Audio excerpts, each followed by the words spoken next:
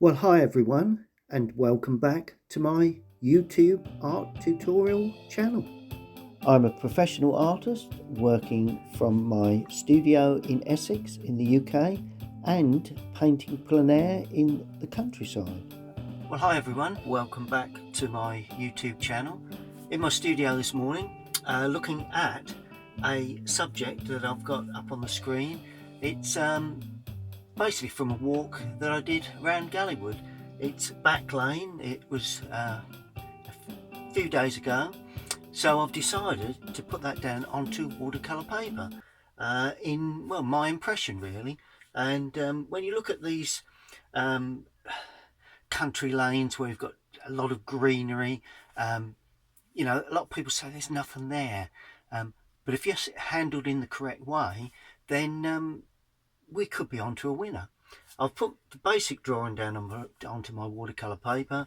I've got my material set up. I've got just 4 brushes there, a mop brush flat, a small little rigger, and another brush may add to that, but basically water pot, paints at the ready. So let's get started. Well, that's the scene I'm working to this morning, and it's just basically a country lane, back lane in Gallywood, and you've got the tree to the left, a large tree, a bit of distance, hedging to the right, treated simply, you know, create a bit of atmosphere with shadow work. Did ponder about putting a figure in, but we'll see how that goes later on. So I've got my drawing down onto watercolour paper, and let's get cracking. Okay, well, I've tried to get my mixing palette in shot, which I think I've achieved okay. There's my water jar. That's just going to be slightly out of picture. But first thing to do is to wet a large mop brush and get some basic background colours on. I'm going onto dry paper, and I'm going to just lightly damp, just putting a bit of water, splashing a bit of water on my colours really, just to sort of freshen them up. It's going to be a summer scene, so it needs to be quite fresh. That's what all I do really, just drop a little bit of water onto with the large brush, and that should be sufficient. Okay, first thing, distance. Well, we'll use cobalt blue. Picked up some cobalt blue there. Start at the back edge of the mixing tray. This is the distant colours. A little bit more cobalt. Could be cerulean. Really matter. Ultramarine would do, but I prefer a less stronger yellow blue for that. And the yellow, I'm going to use some raw sienna. And all I'm going to do, I'm going to pick out the distant area that's there. It's very sort of cool and distant colour. I'm going to add just a tad of blue to that, right in the distance. A bit stronger than that. Let's go just a little bit deeper. There we go. Nice deep blue. Now I'm going to add a bit of cadmium. So I'm mixing pretty much on the paper really. A bit more cadmium as the greenery comes out into the slightly more middle distance, I suppose you could call it. I'm painting over the foreground tree, finishing at the edge there, but I'm going to use this little bit as a sunlit area, so I'm trying to keep a hard edge there. All will be revealed later on. Now I'm cleaning the brush, and in the lower area of the sky I'm putting a touch of red, cadmium red, and that will all rub down into that greenery very, very nicely. And then either side, cadmium into that cadmium red or onto the paper next to it will go a bit more blue, a bit more red, a bit more blue that side. I'm going to have the sunlight coming from the left, so I've introduced a little bit of the red there. Let's try and keep a hard edge there. Not vital, but try and introduce a little bit of that colour there. Bang some blue back in. There we go. And trying to make a bit of a jagged edge where some of it introduces and some of it doesn't, just so you can see where that distance area finishes. Great. Right, now we pick up cadmium again and go in. This is the sort of like the start of the tree really, and the hedging this side. Bit of blue gone in, bit of splashing. Look at that, all good fun. You know, this is what watercolour painting is all about. Having confidence with the colour, yep, that is a big thing. Having confidence with what you're doing, yes. But you also want a bit of fun with it. You know, a lot of people say, oh, that's all thing. Just keep working. Just keep working the colours in. Bit more cadmium now as we come into the more foreground greens.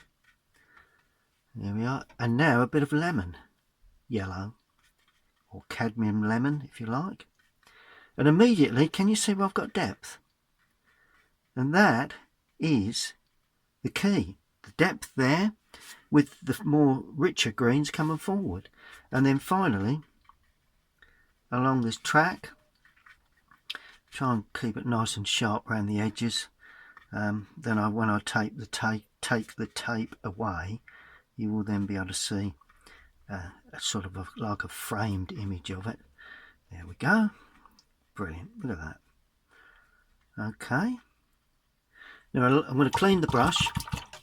Along the edge, I'm going to put a bit of light red in the distance. So, because there is sort of like a bit of a warm area along the edge of the track or the road.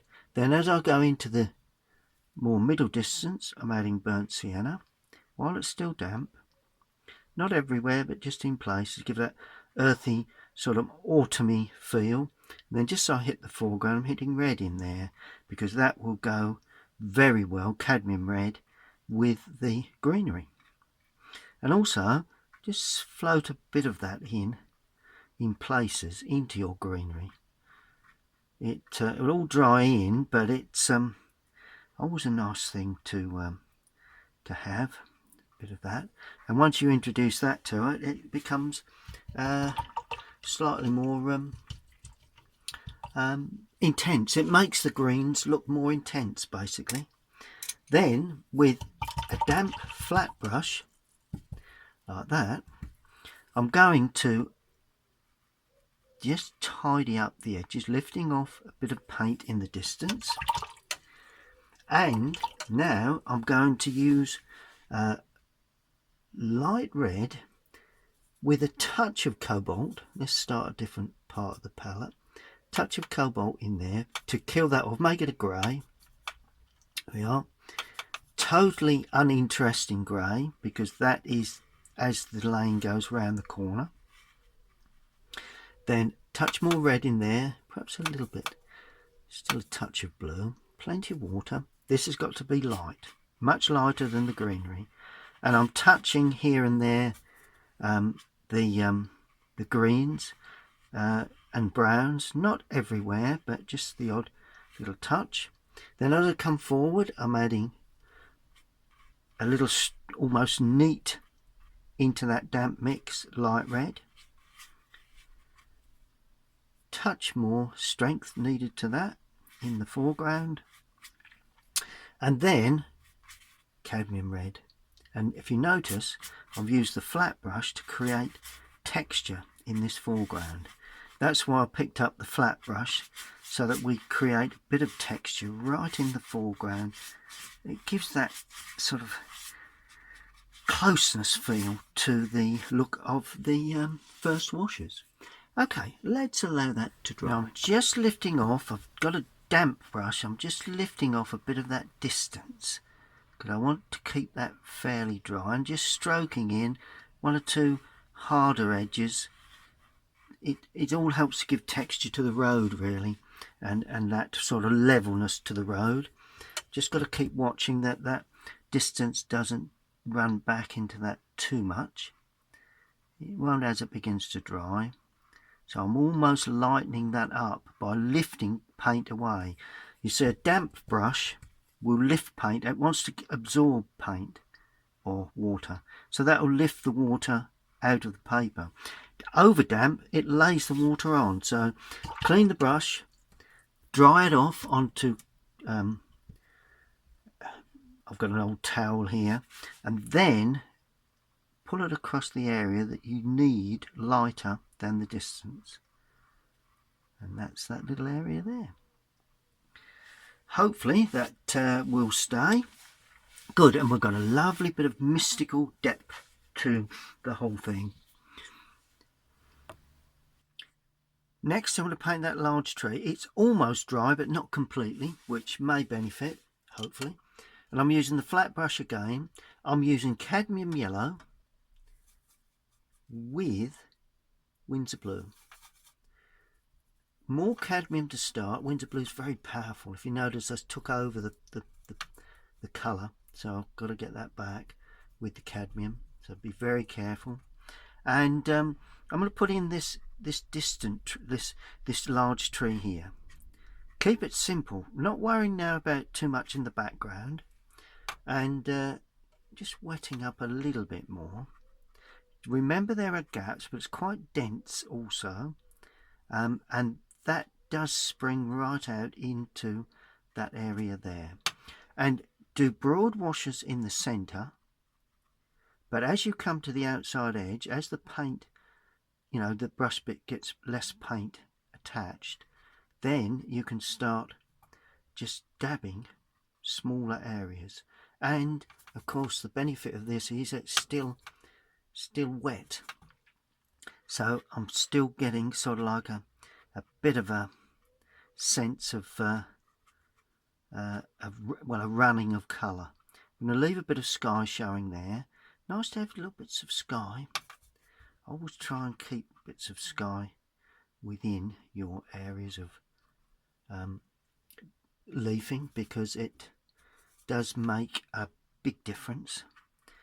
Not too much sky on that outside edge. In actual fact, that's mostly greenery there, but a little bit of sky there. That's all working well. I'm not overworking this, just laying that in. It's just beginning to dry and it's blurring up here, so these could be distant trees. Then when I can overlay onto the dry area, it brings those trees in the foreground. But not too dense here. We can see quite a lot. Notice I'm painting over the trunk. We can see quite a lot of that trunk area. Not too much in the lower area there. Good. That's good. Right, now I'm adding more blue and a touch of burnt sienna. A bit of burnt sienna with the Winsor blue. It will give you a green, but I don't want it too dark at this stage, but fairly dark, because we have hedging here that runs into the distance, and for a start off that is quite dark. Leaving, now this time, because of the ivy on the trunk of that tree, I'm going to leave it white or green at this stage. Now as we come up, it gets rather open, so the top of the hedge is rather open, and what you do to that side of the trunk, do to that side as well. Initially just a small area there because it's running into the distance. Just before that dries, more blue and more brown to make a real dark green, just for the underside, that little area there, just along, and one or two little touches here and there at the top, a little bit there, quite jagged along that bottom edge. There's a ditch there, I think, so that's going to be quite jagged. Now I'm cleaning the brush, gently adding a little raw sienna to that as well. See where the green's gone less intense? This is what I'm looking for now, to blend it through into the distance. Still got a bit of colour to it at the moment. Right, now I'm taking a bit more off the brush, so it's getting lighter, less intense. trying to take even a lot more off the brush now and get less detailed. Always vital this, and it's still slightly damp there as the trees or the hedge goes around the corner. That's what I'm looking for. That lovely feeling of depth. Must get that depth. See how it's gone blurred because it's still slightly damp as it goes around the corner there. Look at that. Blur that in. And that is the hedging running away into the distance. Next we need the darker area to that tree. So I'm picking up that, similar to that green there, but add a bit more yellow with that just to start. Bit of blue gone in, that's nice. Not too worried about that. And a bit of burnt sienna. Let's give a little bit more depth to this colour. And I'm catching it just while it's still a little on the damp side. Particularly in the lower area there.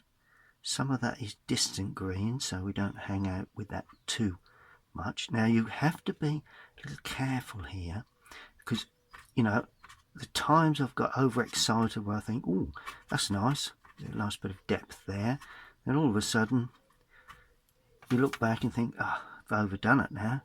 I've got rid of all the nice fresh greens that I had, and I've overpainted with all the dark greens. Well, it is dark, but it's not too dark. We can go in with one dark tone later on. There we go. That nice bit of depth, a little bit of density to that greenery, and going to put in a bit of brown here and there. It is brown, it's burnt sienna, but that adds a bit, in my opinion. You know, helps to yet again enhance the greens, because it's more or less a red brown really, and that just helps to enhance the greens. And I'm going to now go in with the really dark, plenty of blue and brown, Windsor, burnt sienna. Now I'm starting off. Now this you only need in small areas. Don't want, now that is a local or a branch associated with this tree. Some are, and some are associated with, that's background trees there where it's soft, and this is going to be the more foreground darker areas. Let's put this dark area in amongst the light area there. There you go. Look at that. This is where it crosses the trunk and just hangs down. Just hangs down this. It should hold fairly sharp there. It's all about having fun really with the colours that you've got. Quite dark at the top. Just holding that top side. This just shows the light coming through. See where we can begin to see the light now coming through those branches. Quite a dense little dark area there. I'm looking at the subject, but on the other hand I'm trying to design my own nice looking tree as well, you know. It's got to be, you know, in keeping with what's there, but on the other hand, you know, you've got to give it your style, and that's what I'm trying to do, give it my particular tree style really. A little bit there. Good. I think that is pretty much the tree on the left, the main leafing. Now I'm going to look at the trunk. Now the trunk is ivy covered, so I'm using blue green, in other words same two colours, burnt sienna, Prussian blue or Windsor, and very dark to try and lose a bit of paint. I've not got too much paint on the brush there. There we go. Nice dark, and I'm trying to allow the light colour to give that ivy texture, textured ivy effect. like that. I think that's probably picked up the ivy quite well. The ivy doesn't go up particularly far. It may go up a branch that heads out to there, but other than that, when you paint the ivies that runs up trunks, always leave plenty of gaps, because that indicates that, you know, you've got that little bit of light shine to them. Now to that I'm adding more burnt sienna, and this will be the trunk. The brown takes over the blue, and away we go with the dark trunk. Now this dark trunk, I'm going to use the flat as well, is it's not ivy covered on the right hand side. It's just the trunk, so we can see the difference there now between the trunk and the rest of the branch there.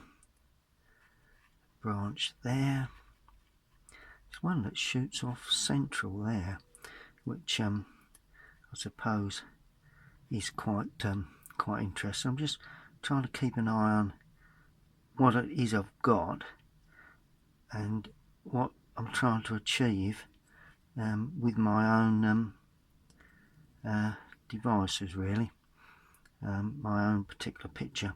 Oh, and this trunk, of course, heads off. It's the main part again. It heads off up the tree. Just leaving 1 or 2 little gaps to indicate where branches come away. I'm going to use this flat for a little while longer, and then I shall then change to a round. Quite large up there. Right, clean that. Now I'm changing to a round, and I'm using a bit more burnt sienna with this, just to give it a bit more light.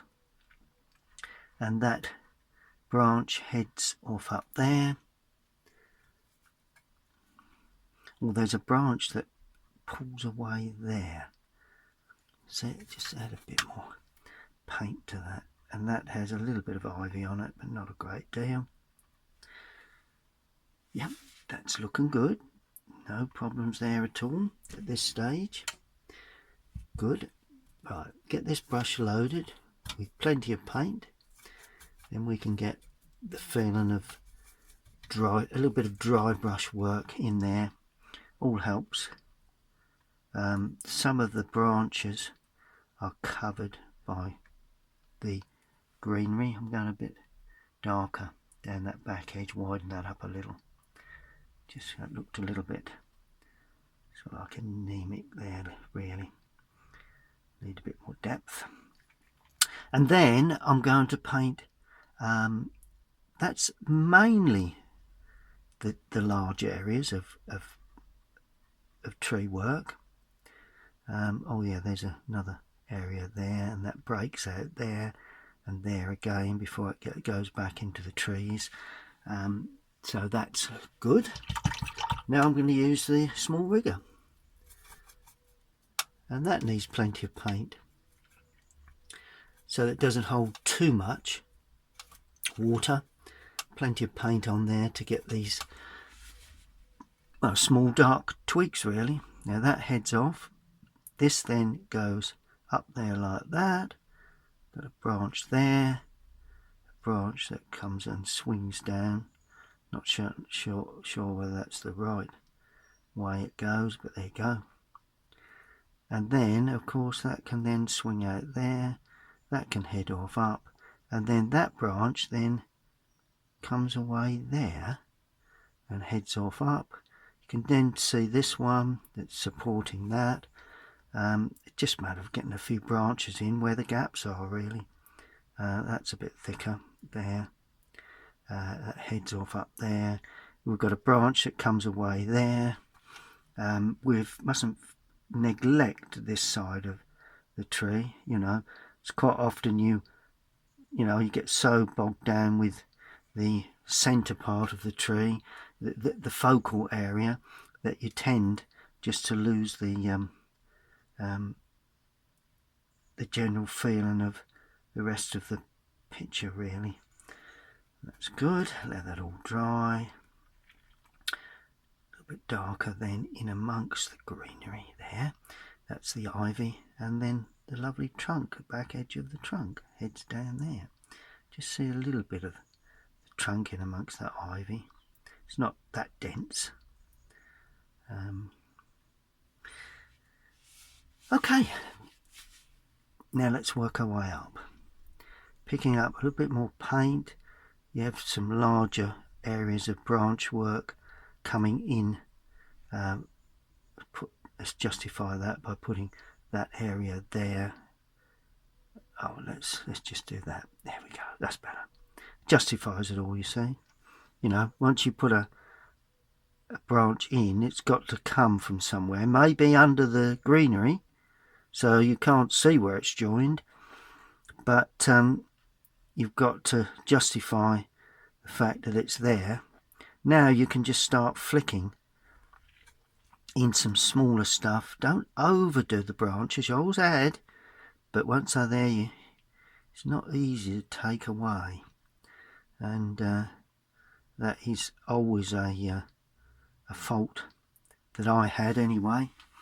Good. Well, I'm going to leave that as sufficient at this moment in time. Well, I say that, but just one branch heading off there just to fill in on that, and another branch to justify the thickness of that area there. Good. Okay, now I'm going to concentrate on this clump of greenery. Now to start, I'm going to look at the distant area there. So the green is going to be less intense, so I'm going back with the cobalt blue. May even have a bit of raw sienna in there to start. So it's less intense. Notice there you get a green that's not as strong. That's it. That's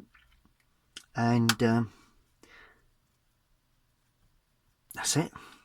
And there, that will appear just there. Just remove some paint so I can get some. Just remove some paint so I can get some soft edges amongst that bit of light. That little sparkle of light coming there.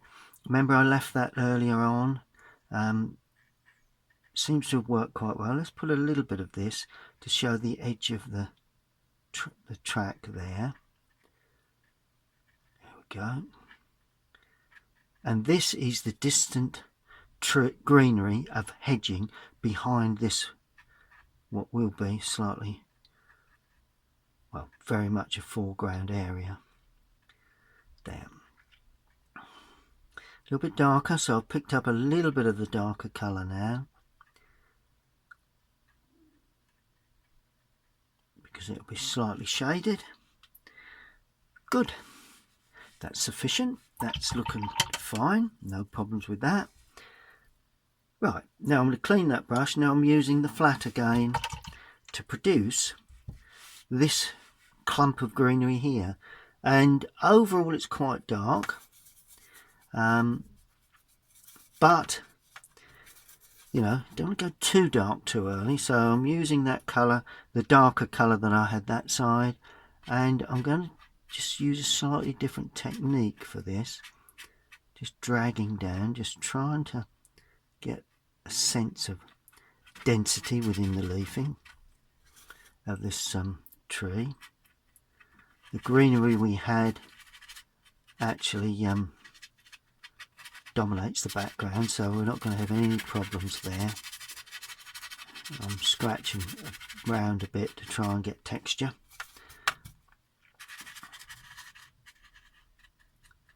Like that.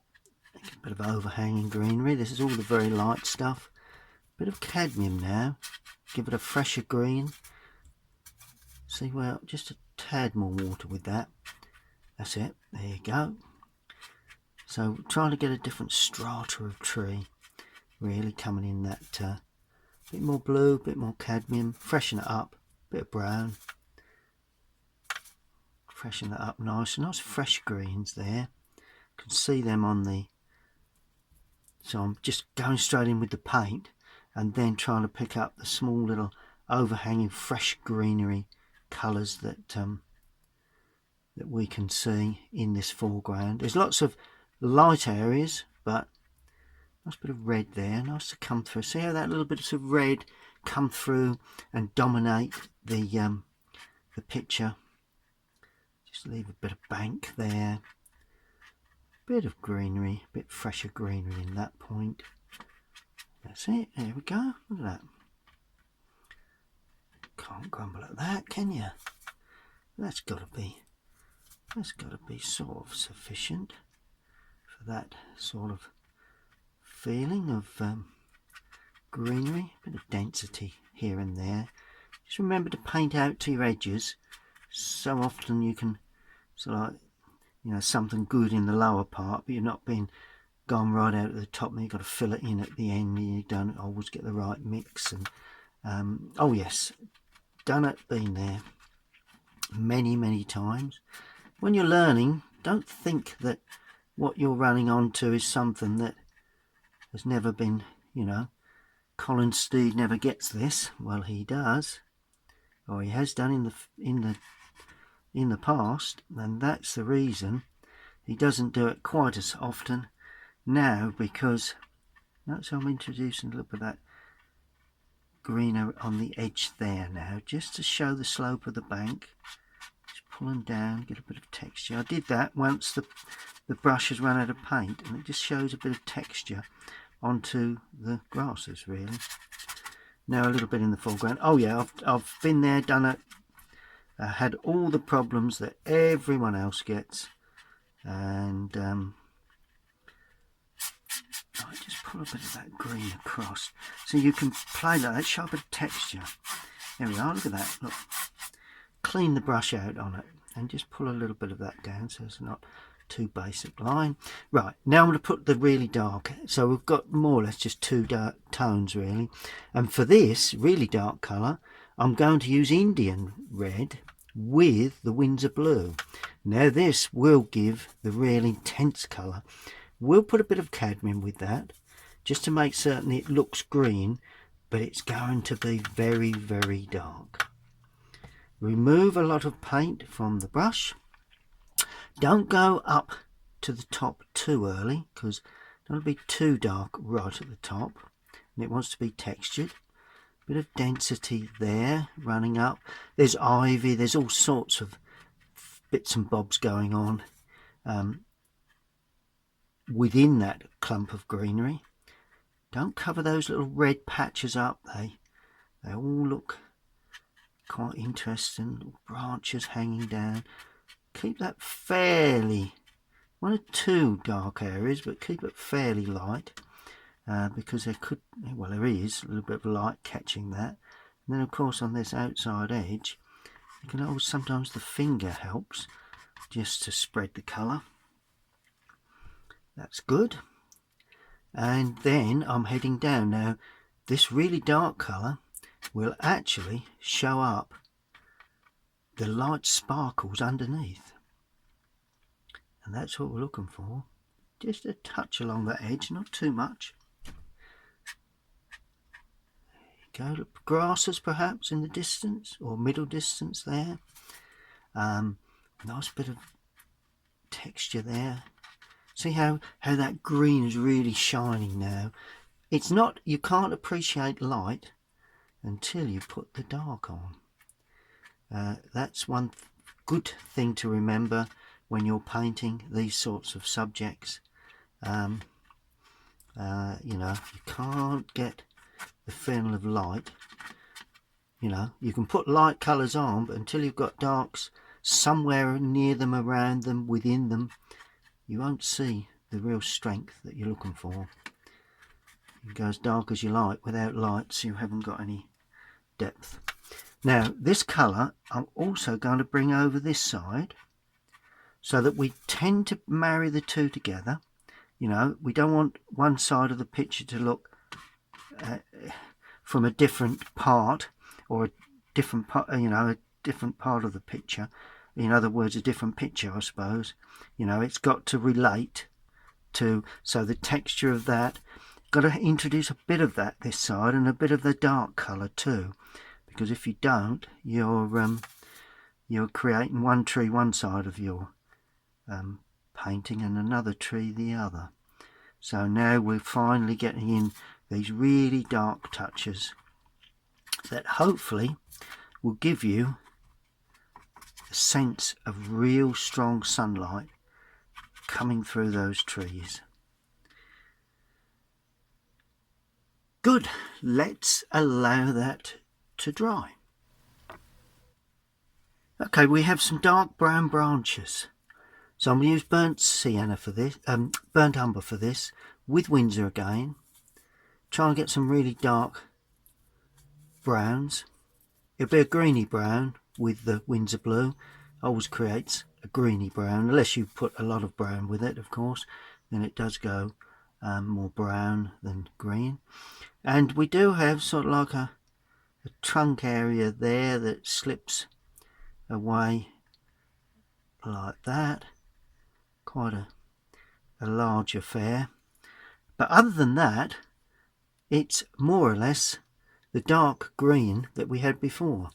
So we're going to add Winsor and Indian red, and then we're just going to put in it's actually a bulked tree, really, a bulky looking tree. So let's go paint these final little fennel of a tree. So that gives you a tree trunk effect that goes up into that greenery above, and that probably starts somewhere there. We've got another dark area here that's very much sort of, but it heads up into the distance. Put some small branches on that shortly. There is, that actually extends to here, right? So that's where that tree comes in. There you go. Let's see where we've got that, and then it gradually gets lost above in the greenery of the above there. There we are. Branch coming off there, and a branch perhaps coming off there. Right, let's. I think this is pointed quite nicely. There you go. There you are. Once that points, you can then pull some branches in with that, with the point or the side of that brush. There we are, and you can pull up one or two little pieces there. Good, and that produces a sense of a cluster of hedging with some tree work, all blended in. It's just the final shadows. Well, my shadow mix will be Winsor blue and Indian red. It's my shadow mix. More blue than red. And there's a bit of green there. That would be useful to pull into that shortly as I come forward. The initial shadow in the distance is going to be too dark. Many times I've gone in too dark with the initial shadows in the distance. So let's just see where we are with this before we. Yeah, so even that's a little dark. So I'm just adding a little bit more water to that, taking a bit of colour off the brush. Sweep that across. There we are. And that, take a bit more colour off of that, goes up there and blends with that. That's the start of a tree that's in the distance. There's also a little bit there as it goes away, a little bit of, and you can just blend a bit of that with the finger, but it gives a lovely mystical feel. That's what I'm looking for in the distance. Then we start where the bank is, there like that, and where the tree is, and that runs along there like that. That pulls up in. You know, I'm doing it with my finger. There we go, soften that up. What about just another little area there? Just pulling across, there we are. It's all nice and soft. Now we can go in with broader washes across the track, like that, from the large tree. There we are. Brilliant. And away we go. And as I come forward, I'm going to add a little bit more red to this. That slightly jagged there. And then all of a sudden, that runs up into that. And it's slightly sort of broken. It comes down. See, I'm trying to leave, difficult when you're slapping in these shadows, but trying to leave. I'm going to use a bit more red now, a bit more Indian red. There you are. A lot more Indian red. Look at that. Isn't that violent? But hey ho. And then banging in some blue. And that's where you get atmosphere from otherwise could be a rather dull looking picture. But there's nothing dull about this one. No sir. This requires depth of colour. A bit more red, a bit more blue. Don't be afraid to put in shadows, but don't put them everywhere. You know, make certain that they're put in with a bit of strength and a bit of thought, but not just anywhere. Now, you could say I've lost the track a little, so what I'm going to do, I'm going to, with just a slightly damp brush, I'm going to just drag with the point to start with, and then just pull through around the edges. See the way I'm dragging that down to try and give a sense of going into the foreground, a little bit defining the edges in the foreground too. There we are. Now you can see the difference between the track and the road, or the road and the let's colour that in, and the greenery itself. And then finally, rigger, Indian red, Windsor blue. In actual fact, we're going where that greenery is as well. And these are those lovely little edges that really do, particularly if you can get them in before it completely dries, you get softness, particularly in the shadow area that you've just laid in, particularly under there, along that area there, getting less and less as we go away into the distance. There, just pull those up so they're not too dominant. Good. Nice little bits of, well, what are they? Don't know. Undergrowth texture. A little bit there just to enhance it a little bit there. Just get rid of one or two of those white edges, but not completely, so that gives the whole thing sparkle. That's good. Bit more blue, because I'm going to introduce a figure in the distance, more of a sort of a hazy feel to this figure. I'm going to use a brush as a maul stick, and this helps to give scale, and always nice to give a bit of scale, I think. Like that, and this figure will be talking to another figure here, child perhaps, slightly smaller figure, perhaps they're looking at a dog. Yeah, and those two figures will require shadow. Well, all you do is you use their legs and just spread the paint, and all of a sudden they are in shadow in the distance. Let's show the little doggy a bit more. Here we are. Good. Let's remove their outer edge and see the final result. Well, there you have the picture photograph that I took. Made a little pencil sketch, but mainly working from the photograph itself, and this is the final result. Just pan out here a little bit. As you can see, I've got my mix and tray to the right. but that is the final result. Just going to pan in a little bit closer. Well, that's it. That is the final result. Just got to sign up really. Dark colour paint that I've used before.